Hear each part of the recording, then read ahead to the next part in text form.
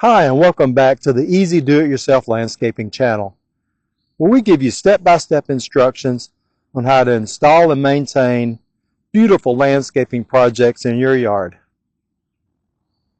Please hit that subscribe button so you don't miss a video. We have a lot of videos out on a lot of different subjects. We have new videos coming out every week. So hit that subscribe button and check them out. You know, the question I get asked more often than anything is, how do you get your plants to grow so healthy and so large in such a short amount of time? Now, I've been doing landscaping, do-it-yourself landscaping for 40 years. And I've developed a lot of techniques that really make a difference. And it really comes in three areas. How you plant the plant initially, what soil mixture do you use, and how do you take care of it afterwards? Today, I'm going to share those secrets with you so that you can have the same amount of success that I've had. I'm going to add another rose bush to my little rose garden here that I started last year. And I'm going to take you along every step of the way and show you how to do that. So let's get started. Okay, so as I mentioned in the intro, I've had tremendous success with the plants that I've planted over the last 40 years. I've planted hundreds. In this particular project alone, I've planted 329 plants, and they're all thriving. I just started this project last year. So I'm going to take you along as I plant this little rose bush here, and I'm going to show you all the steps to doing it. And if you follow these steps, you're going to have great success too with your plants. So let me get started. So I've already dug a hole. Anybody can dig a hole, so I went ahead and got the hole dug so you didn't have to sit there for 20 minutes watching me dig a hole. And the first key is to make the hole big enough. You don't want to make the hole exactly the size of your pot of your plant that you get from the nursery. You want to try to make it about 1.5 times that size. That way the plant will have plenty of room for the roots to spread out before it reaches native soil, which in a lot of cases could be clay, rocks, sticks, roots, things like that. So I always try to make my hole about 1.5 times deeper and 1.5 times wider than the actual pot that the plant comes in. So that's the first key. Now the first thing that I do once I get that done is I fill the hole up down at the bottom up to the point where the plant's going to sit, because that'll give a lot of room for the roots to go down into good soil before the plant has to reach that native soil again. So that's the first thing I do. Now let me talk to you about my mix, because that's very, very important. When I mix soil for the plants, I use a particular mix that's worked really well for me. I use just regular potting soil, or just topsoil, just regular cheapo topsoil. You don't have to do anything special with any of the name brands. I usually get it at like Lowe's or something, get the least expensive one they have. That'll work fine. And then for every 3 parts of that, I mix in, let me put this down. I mix in 1 part of soil conditioner, and soil conditioner is basically like ground up mulch, and I'm going to show you some of that. I don't know if you can see it from the camera, but that's basically what that looks like. And it's basically just ground up mulch product, and what that does is it does 2 things for your soil that you're putting in for the plant. It gives it a place for water to soak into this particular material, and it keeps the soil wetter longer, so it helps keep water moisture into your roots of your plant. The other thing it does is it makes spaces within your soil that you're planting the plant in, because that soil will compact after a while. This gives you little tiny bits of spaces here and there where it can get oxygen down into the soil, because your plants really thrive if they have enough moisture and enough oxygen for the roots to really thrive. So that's the second thing that I mix. The third thing I mix in is some fertilizer into my mix. And basically what I would do, this is a 18-gallon Walmart tub that I use, and I do that for my mix. If I fill this halfway, which is about 9 gallons worth of soil that I'm mixing up, then I use about 5 of these scoops. This is probably about a 1/4 cup scoop of this fertilizer. And I'll just pour that in, mix it up real good with about 5 of these to every half big tote of the soil. Now, I don't have any affiliation with this brand, but this is a pretty good brand right here. I've had really good success out of them. You can buy this at Lowe's, off of Amazon, pretty much anywhere, Osmocote. So that's been a pretty good brand for me. But any brand of fertilizer will work, just as long as you get it into your soil. So that's my mixture, is 3 parts topsoil, 1 part soil conditioner, and then in 9 gallons worth of that soil, I'll mix in 5 of those little 1/4 cup things of fertilizer. So that's the soil mixture. So I'm going to go ahead and put some of this in the hole. So that's the first thing that I do. Now that I've got my hole deep enough to where my plant is going to have plenty down below it.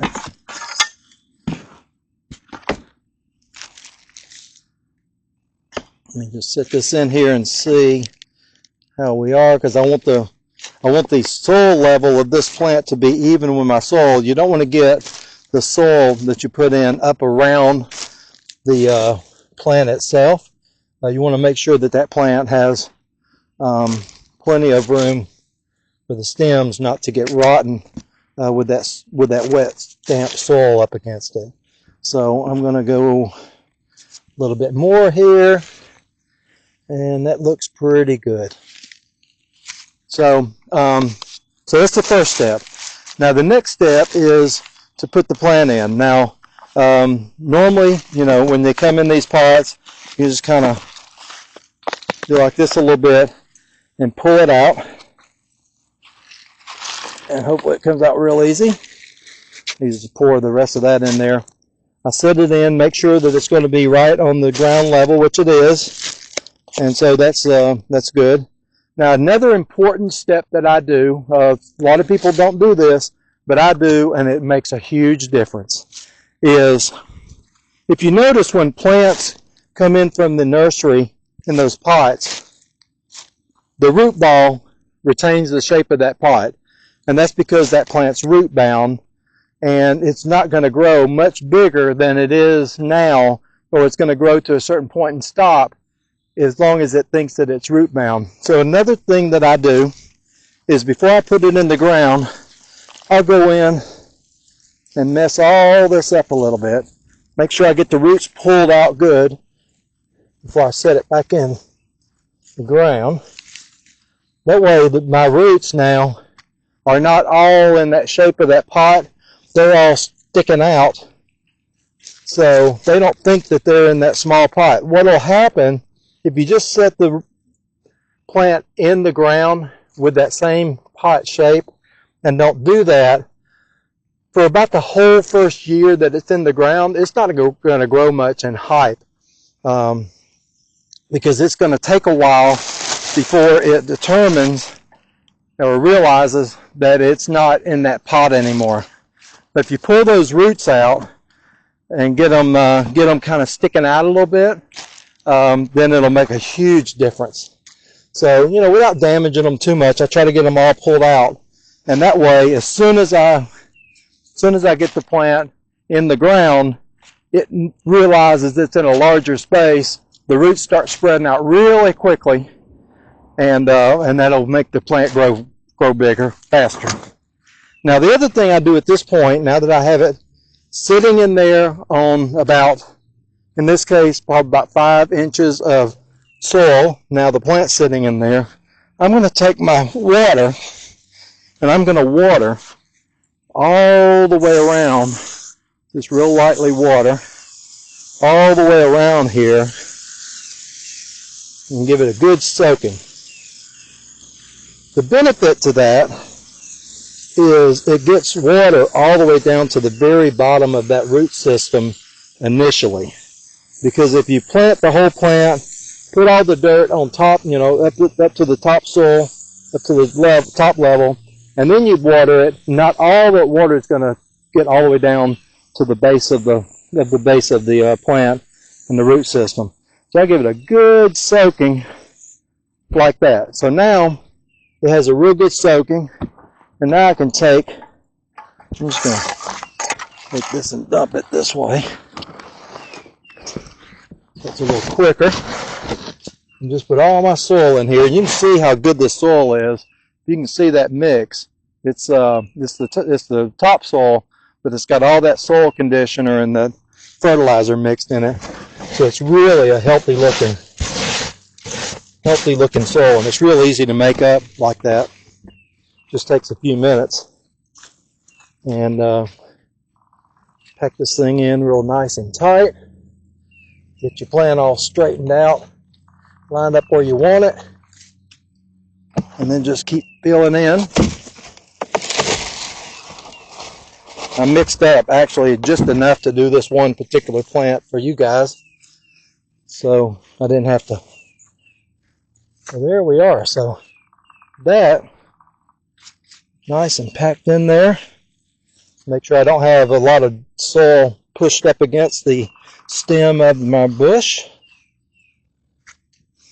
If you have pine straw as ground cover, you want to make sure you don't really get a lot of pine straw down in there. Oh yeah, that looks good. Looks really good. Get rid of that rock. Okay, so now at this point, before I put my ground cover back down, I'm going to give it another real good soaking here on this top level, all the way around.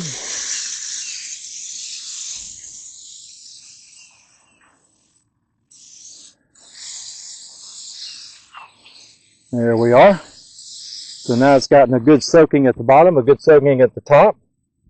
Another thing I'm going to do at this juncture is make sure that all the stems and everything are all good.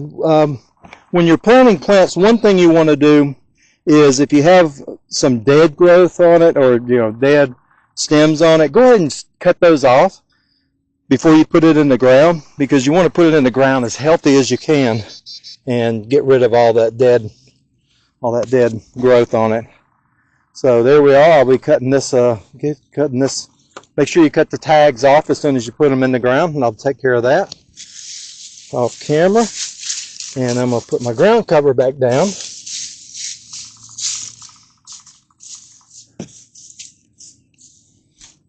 Which in my case is pine straw. It can be anything. Rocks, mulch, whatever. Just put your ground cover back down. And then as a last thing, I'm going to give it another real good watering on top of that ground cover, because that'll help hold the moisture in there.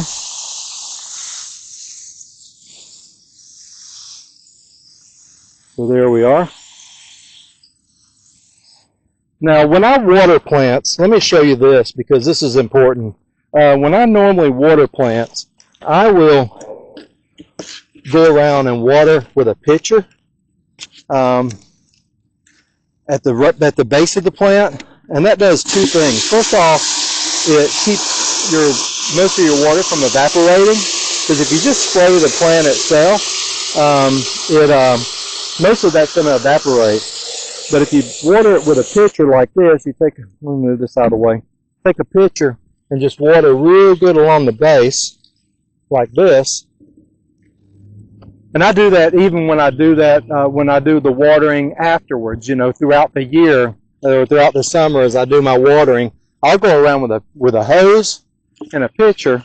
I'll spray the water into the pitcher, and then I'll pour it along the base of the plant.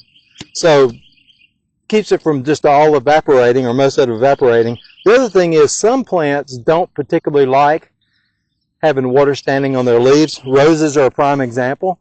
It can cause a number of diseases like black spot.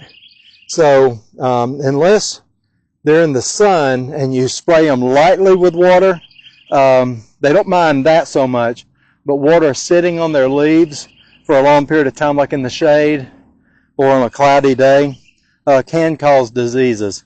Now, there are some plants that like to get water sprayed on their leaves. Like lilies, if you spray a lily, you'll notice the leaves are shaped to where they track water down into the plant. Lilies do that.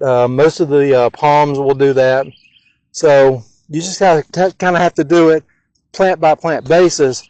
But every single plant, even the ones that like getting water sprayed on them, most of the watering for them I'll do with a pitcher so that I know I'm getting it down into the roots and not getting all that evaporated. So there we are. That's all planted. It's all good to go. All I got left to do is take this tag off. I'll get my scissors in a minute. I'll come back, cut this little tag off. It's a good idea to keep these tags, hold on to them in case you need to, they got a lot of good information on there, and you can use these tags and refer to it. Plus, if you need to add another plant like the one that you planted before, 6 months down the road, you won't always remember exactly which one you planted, what color, and things like that. If you hold on to these, label them as to where that plant is in your landscaping, then you can easily match that up. So that's my secrets to planting plants, and my secret to keeping happy and growing well and producing nice flowers for you. And yeah, so hopefully you got something from this video. Hopefully it was helpful to you. Hit that like button if you did. Be sure and hit the subscribe button. We have all kinds of videos on here. I just did one recently about when and how to prune roses properly, because a lot of people don't know that. So I did a video on that, and check it out.